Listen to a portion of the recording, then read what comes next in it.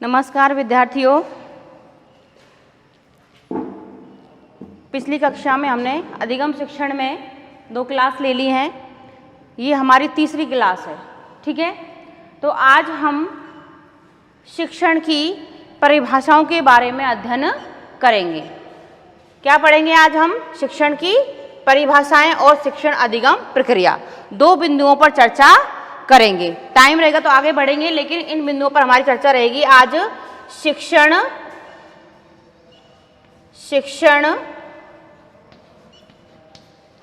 अधिगम की प्रक्रिया, ठीक है। शिक्षण अधिगम की प्रक्रिया कैसे संपन्न होती है उसके बारे में आज हम जानेंगे। थोड़ा सा मैंने पिछली कक्षा में बता दिया था, आज हम इसको और अच्छी प्रकार से समझेंगे कि शिक्षण अधिगम की प्रक्रिया कैसे संपन्न होती है, ठीक है। नेक्स्ट जो आगे हमारा, आपको मैंने पिछली कक्षा ली थी, शिक्षण बिंदु लिखवाए थे कि किन किन शिक्षण बिंदुओं का अध्ययन हमको आगे करना है। तो स्टेप बाय स्टेप उसी को आधार रखते हुए हमारे शिक्षण बिंदुओं पर हम आगे बढ़ रहे हैं, ठीक है। तो आगे क्या है हमारी? शिक्षण की परिभाषाएं। क्या है? शिक्षण की परिभाषाएं, ठीक है। इनके बारे में आज हम जानेंगे। तो सबसे पहले शिक्षण अधिगम की प्रक्रिया के बारे में हम जानते हैं कि शिक्षण अधिगम की प्रक्रिया कैसे संपन्न होती है, कैसे आगे बढ़ती है, ठीक है। अब आती है बात, शिक्षण कौन करवाता है? या तो शिक्षक करवाएगा, ठीक है, या फिर हम शिक्षण के लिए किसी ना किसी परिपक्व व्यक्ति का होना आवश्यक है। कोई परिपक्व व्यक्ति ही हमको क्या करवाएगा? शिक्षण करवाएगा, ठीक है। यानी कि हम क्या है, जिसको शिक्षण करवाएगा क्या होगा? अपरिपक्व होगा, तभी तो हम सामने वाले से शिक्षण, जो सामने वाला शिक्षण करवाएगा उसको हम सीखेंगे, अधिगम करेंगे, ठीक है। तो शिक्षक क्या करवाएगा? शिक्षण करवाएगा, और विद्यार्थी क्या करेंगे? अधिगम करेंगे, ठीक है। तो इनके बीच जो प्रक्रिया चलती है, यानी कि शिक्षण करवाना और विद्यार्थी के द्वारा अधिगम की प्राप्ति करना ही क्या कहलाता है? शिक्षण अधिगम की प्रक्रिया कहलाता है, ठीक है। सिंपल कि शिक्षक के द्वारा कोई भी शिक्षण कार्य करवाना और उसका अधिगम विद्यार्थी के द्वारा करना ही क्या कहलाता है? शिक्षण अधिगम की प्रक्रिया कहलाती है, ठीक है। अब हमारी कक्षा में कैसे संपन्न होती है? हमारी कक्षा के अंतर्गत अधिगम की प्रक्रिया कैसे संपन्न होती है, ठीक है। अध्यापक कहाँ आता है? कक्षा में आता है। किसके साथ आता है? अपनी विषय वस्तु के साथ आता है, और अपनी विषय वस्तु को वो पढ़ाना स्टार्ट करता है। पढ़ाने की जब अध्यापक पढ़ा रहा होता है, एक शिक्षक शिक्षण कार्य करवा रहा होता है, तो विद्यार्थी क्या करते हैं? उसका अधिगम करते हैं, और अधिगम के बाद क्या लाते हैं? वो व्यवहार में परिवर्तन लाते हैं। शिक्षण अधिगम की प्रक्रिया हो गई। शिक्षण अधिगम की प्रक्रिया के बाद ही क्या आता है? व्यवहार में परिवर्तन आता है, ठीक है। अब उस दिन में मैंने आपको बताया था कि शिक्षण अधिगम की प्रक्रिया तो हो गई, लेकिन व्यवहार में परिवर्तन आ गया तो आपका शिक्षण कार्य सफल रहा, ठीक है ना। यदि आपने तो शिक्षण करवाया और उसके बारे में विद्यार्थी ने कोई भी अधिगम प्राप्त नहीं किया, तो उसमें दो प्रक्रियाएं होती हैं, 2 बातें हो सकती हैं। या तो आपका शिक्षण अप्रभावी है, ठीक है ना, आपने जो बात बताई है वो आपने ठीक प्रकार से नहीं समझाई, या फिर मान लीजिए सामने वाले जो विद्यार्थी पढ़ रहे हैं उनमें से जो विद्यार्थी हैं उनमें कोई ना कोई ऐसी कमी है जो वो आपके शिक्षण कार्य को ग्रहण नहीं कर पा रहे हैं, ठीक है ना। अब एक कक्षा होती है, उसमें क्या होता है? अनेक प्रकार के विद्यार्थी होते हैं, अनेक विभिन्नताओं वाले विद्यार्थी होते हैं। सब प्रत्येक बालक का माइंड क्या होता है? अलग होता है। कोई उसमें से भी कई प्रकार के विद्यार्थी होते हैं, क्लास में होते हैं, लेकिन क्लास में होने के बाद भी वो क्लास में नहीं होते, उनका ध्यान टॉपिक पर होता ही नहीं है। जब उनका ध्यान टॉपिक पर नहीं होगा तो उनको कोई अधिगम की प्राप्ति नहीं होगी। जब अधिगम की प्राप्ति नहीं होगी तो क्या होगा? व्यवहार में परिवर्तन नहीं आएगा। जब आप कोई नई चीज नहीं सीखोगे तो मीन्स आपके व्यवहार में परिवर्तन नहीं आया। जब आपको कोई नई चीज जो आपको नहीं आती थी पहले और उसके बारे में आपको शिक्षण करवाया गया और शिक्षण के करने के बाद आपने क्या किया? अधिगम किया, और अधिगम के बाद जब आपने अधिगम कर लिया, उसको सीख लिया, मीन्स आपके व्यवहार में क्या आ गया? परिवर्तन आ गया। तो शिक्षण अधिगम की प्रक्रिया के बाद क्या आता है? व्यवहार में परिवर्तन। तो सिंपल वे में हमको समझना है कि एक शिक्षक के द्वारा शिक्षण करवाना और विद्यार्थी के द्वारा अधिगम की प्राप्ति करना क्या कहलाता है?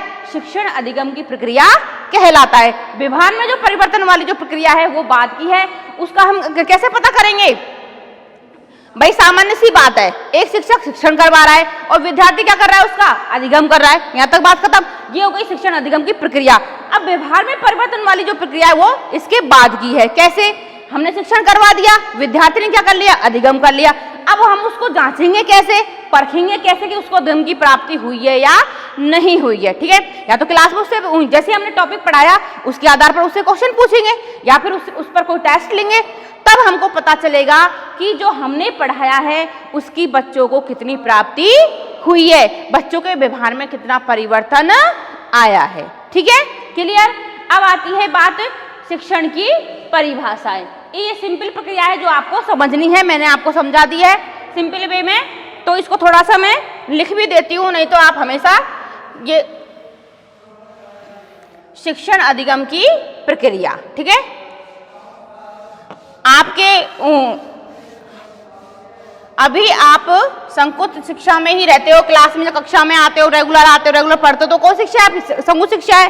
ठीक है ना? ये तो शिक्षण बहुत व्यापक है। जब आप जन्म से पैदा होते हो, यानी कि मैंने आपको स्टार्टिंग में बताया था संकुचित शिक्षण हमारी कक्षा तक ही सीमित रहता है। ठीक है, और व्यापक शिक्षण जब से हम जन्म लेते हैं और तब तक हमारा जीवन रहता है, तब तक हमारे साथ चलता है। हम हर क्षेत्र में हर किसी व्यक्ति से जहां भी हम जाते हैं हमको कुछ न कुछ सीखने को मिलता है, तो वो क्या हो गया? व्यापक शिक्षण हो गया, जो जन्म से लेकर जब तक हमारा जीवन रहता है तब तक चलता है। अब स्कूली जीवन है वो एक लिमिटेड समय तक रहता है। आप 12th क्लास तक पढ़ते हो, आप रेगुलर BA करते हो, तो एक लिमिटेड समय है। आप 20 साल तक 25 साल तक पढ़ोगे स्कूल में? क्या जीवन भर स्कूल में बैठे रहोगे? जीवन भर कॉलेजों में बैठे रहोगे? नहीं। इसीलिए इसका नाम क्या पड़ गया? जो स्कूली शिक्षा है, कॉलेज की शिक्षा है, क्या नाम पड़ गया उसका? क्या नाम? उसको शिक्षा से जोड़ो, उसको संकुचित शिक्षा भी कह सकते हैं, उसको संकुचित शिक्षण भी कह सकते हैं। यानी कि जो हमारी शिक्षा है जो स्कूल के अंदर दी जाती है, कॉलेज के अंदर दी जाती है, क्या नाम है उसका? संकुचित शिक्षा है। उसी प्रकार से जो अध्यापक के द्वारा शिक्षण करवाया जाता है, यदि कक्षा के अंतर्गत करवाया जा रहा है, एक 4 दीवारी के अंतर्गत करवाया जा रहा है, एक लिमिटेड समय में करवाया जा रहा है, कुछ नियमों का फॉलो करते हुए करवाया जा रहा है, आपको समय पे आना है, समय पे जाना है, आपको रेगुलर रहना है, आपको एक विशेष यूनिफॉर्म के अंतर्गत आना है, एक विशेष कोड होता है यूनिफॉर्म का, उसके अंतर्गत आपको आना है, कि समय पर जाना है, इतने समय आपकी छुट्टी होगी, इतने समय पर आपको उपस्थित होना है। तो ये क्या है? एक सीमाएं हैं, एक नियम बने हुए हैं, उनका आपको फॉलो करना होता है। तो ये कौन सी कहलाती है? संकुचित शिक्षा। और शिक्षा से ही क्या जुड़ा हुआ है? हमारा शिक्षण जुड़ा हुआ है। तो संकुचित शिक्षण जो कक्षा कक्ष के अंतर्गत दिया जाने वाला शिक्षण क्या कहलाता है?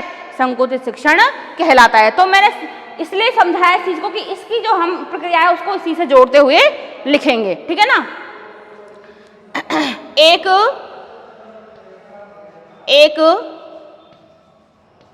कक्षा कक्ष के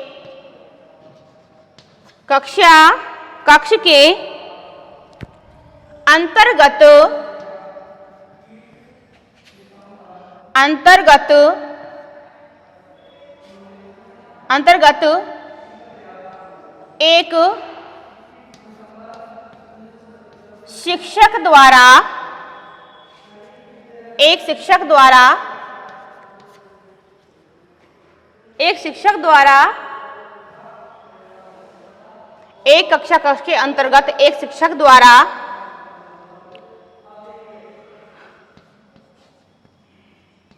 शिक्षण करवाना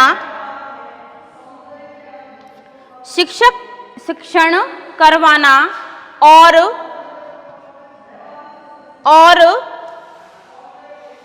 शिक्षार्थियों द्वारा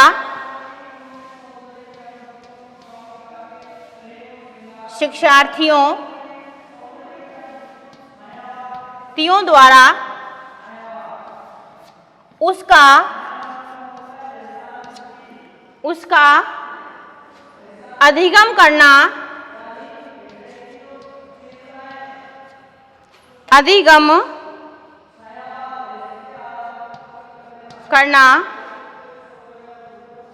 शिक्षण अधिगम की शिक्षण अधिगम की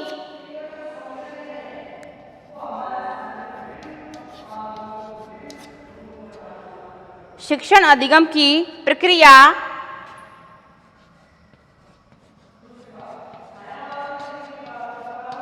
कहलाती है। ये होती है आपकी शिक्षण अधिगम की प्रक्रिया। ठीक है, आगे आगे हम पढ़ेंगे, लिखेंगे शिक्षण की परिभाषाएं। ठीक है, शिक्षण की परिभाषाएं।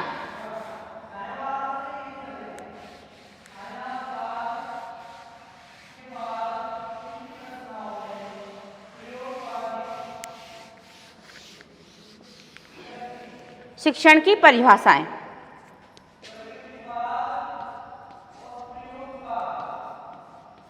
शिक्षण की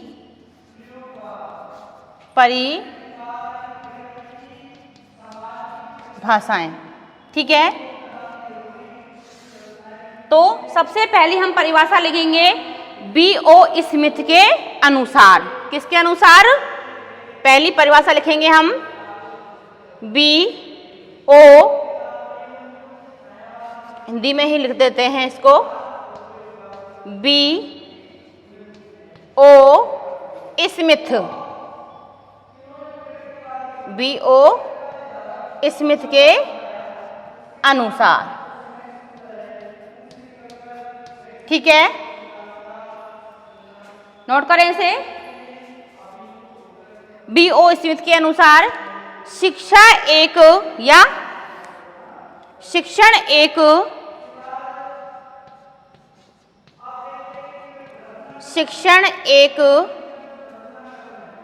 ऐसी प्रक्रिया है,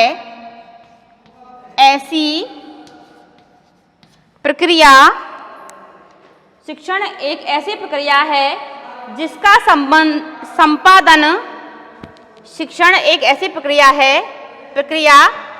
है जिसका, इसको इन्वर्टर को बंद कर लेना, जिसका संपादन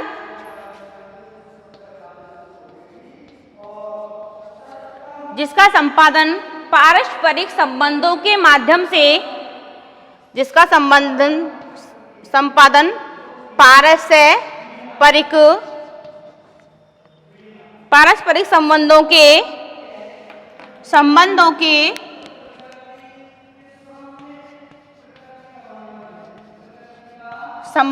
के माध्यम से, पारस्परिक संबंधों के माध्यम से अधिगम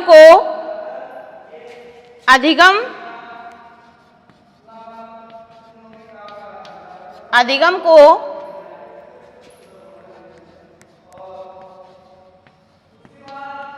बढ़ाना होता है। ठीक है, पारस्परिक संबंधों के माध्यम से अधिगम को बढ़ाना होता है। समझो, देखो डेफिनेशन को समझो क्या कह रही है। शिक्षण एक ऐसी प्रक्रिया है जिसका संपादन, यानी कि संपादन उसकी शुरुआत, जिसका संपादन पारस्परिक संबंधों के माध्यम से अधिगम को बढ़ाना होता है। अब देखो बेटा, संपादन यानी कि उसका शुरुआत कैसे होती है। एक शिक्षक है, कक्षा के अंतर्गत आता है, विद्यार्थी भी वहां पे होते हैं। ठीक है, उसके बाद उनमें विद्यार्थी और शिक्षक में क्या बनता है? एक पारस्परिक संबंध बनता है। शिक्षक जो अपनी बात कहता है उसको कौन सुनते हैं? विद्यार्थी सुनते हैं, उसकी बात पे ध्यान देते हैं।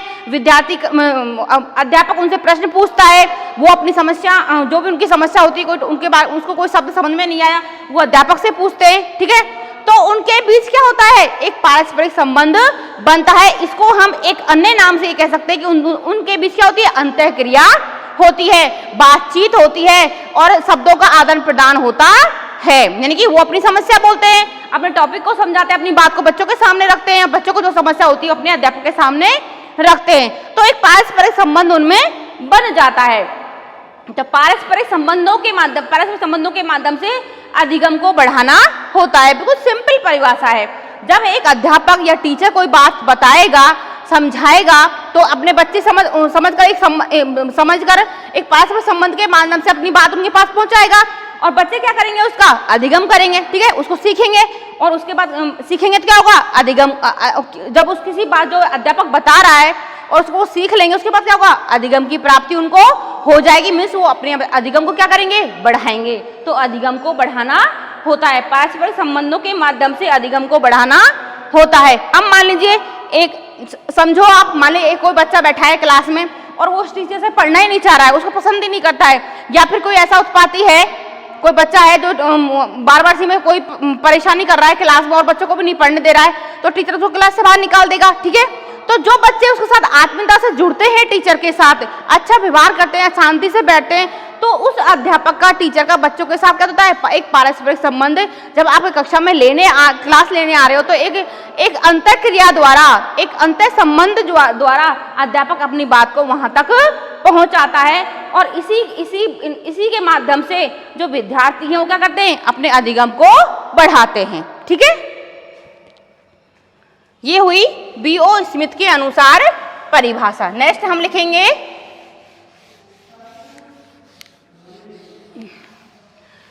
जो परिभाषा हम लिखेंगे वो लिखेंगे अमेरिकन शिक्षण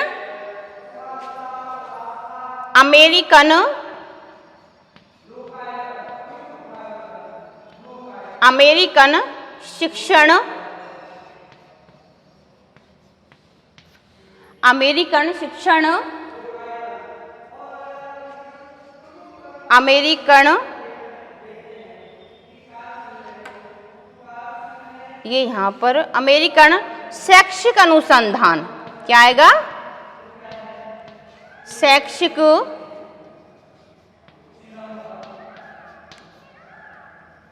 अनुसंधान परिषद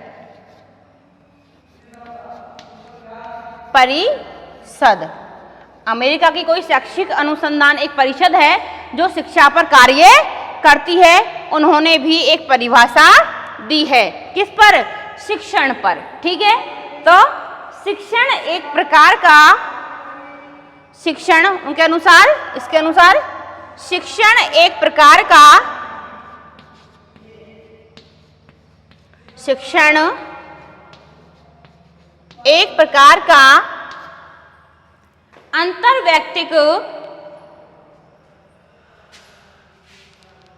शिक्षण एक प्रकार का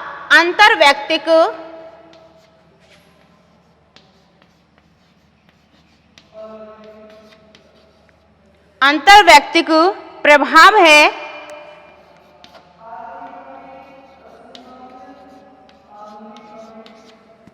अंतर्वैयक्तिक प्रभाव है जो दूसरे व्यक्ति के व्यवहार को, जो दूसरे व्यक्ति के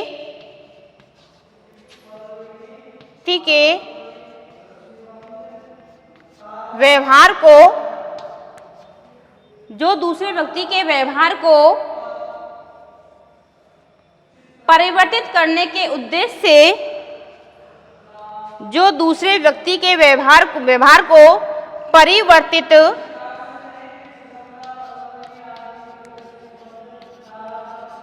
करने के उद्देश्य से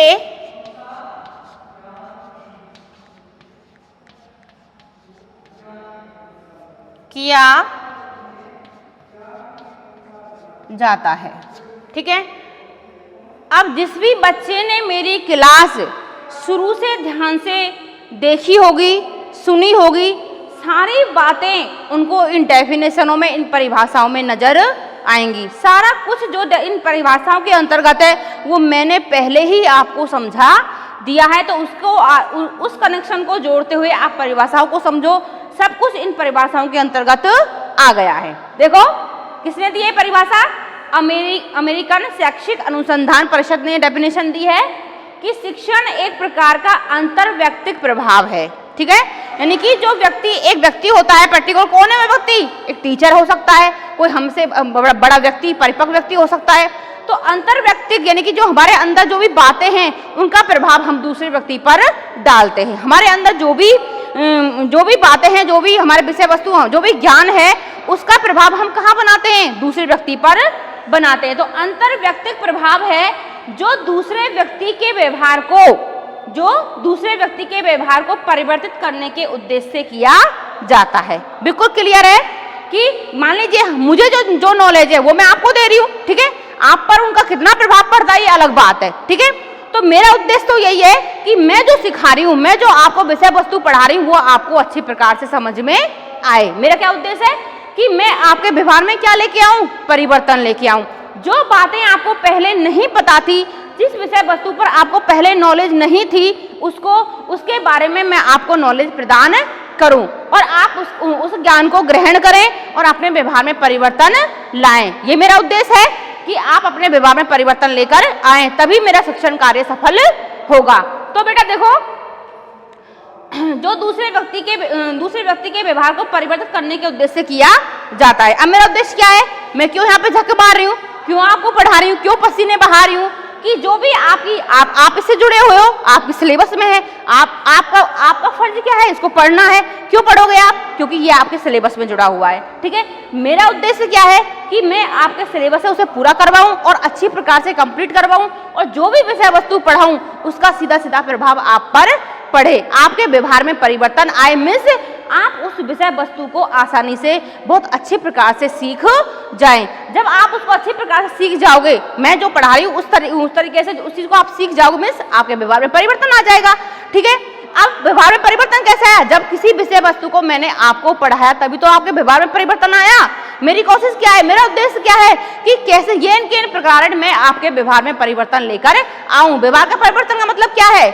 यानी कि जिस चीज को आप पहले नहीं जानते थे, जिस विषय वस्तु की नॉलेज आपको पहले नहीं थी, उस विषय वस्तु का ज्ञान मैं अच्छी प्रकार से आपको दूं और आप अच्छे प्रकार से उसको ग्रहण करें। जब आपको अच्छी से वो विषय वस्तु आ जाएगी तो मिस आपके व्यवहार में क्या हो गया? परिवर्तन हो गया, ठीक है। क्लियर? मेरे हिसाब से जहां तक मेरा अनुभव है, तो आपको ये परिभाषा, इससे पहले वाली परिभाषा लिंक करते हुए जिस बच्चे ने मेरी पूरी क्लास फॉलो की होंगी, उसको सारी बात मैं पूरे 100% दावे के साथ कह सकती हूँ कि आपको आसानी से समझ में आ गया। अब तक का जो भी मैंने टॉपिक करवाया वो आपको आसानी से समझ में आ गया होगा, ठीक है।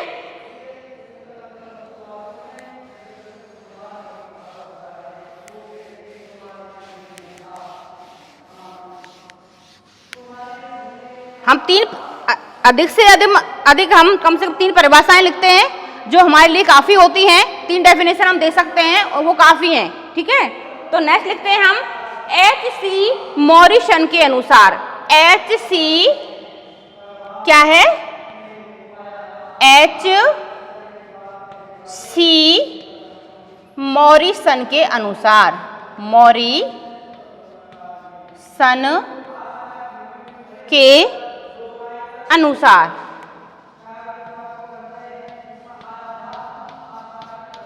ठीक है। किसके अनुसार? H.C. मॉरिसन के अनुसार, ठीक है। तो लिखो, शिक्षण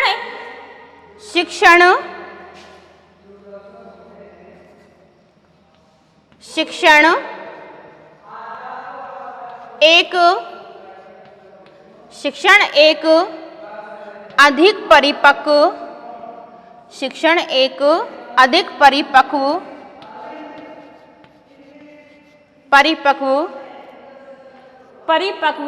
व्यक्ति, शिक्षण एक अधिक परिपक्व व्यक्ति के द्वारा कम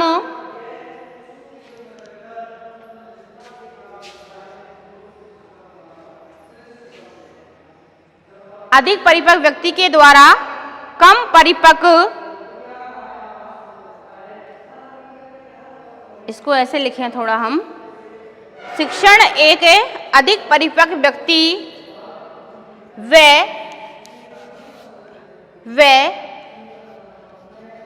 कम परिपक्व, कम परिपक्व, परिपक्व व्यक्ति के बीच, व्यक्ति के बीच, व्यक्ति के बीच घनिष्ठ संबंध है, घनिष्ठ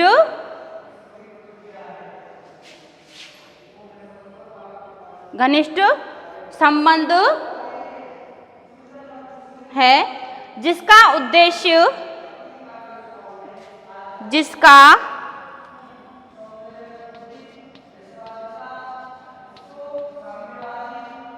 जिसका उद्देश्य,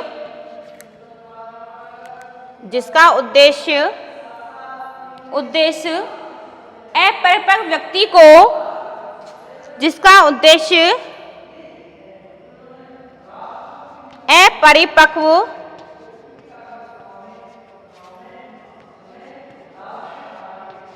व्यक्ति को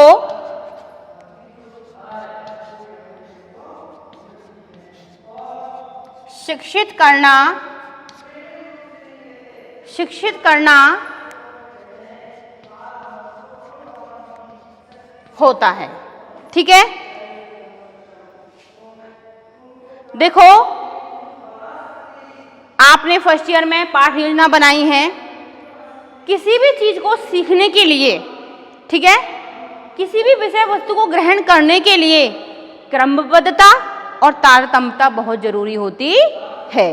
ठीक है ना, क्रम होना चाहिए एक तो विषय वस्तु का। आप क्रम से नहीं पढ़ाओगे, आप विषय वस्तु से भटक जाओगे, बच्चे भी उस विषय वस्तु से लिंक नहीं हो पाएंगे।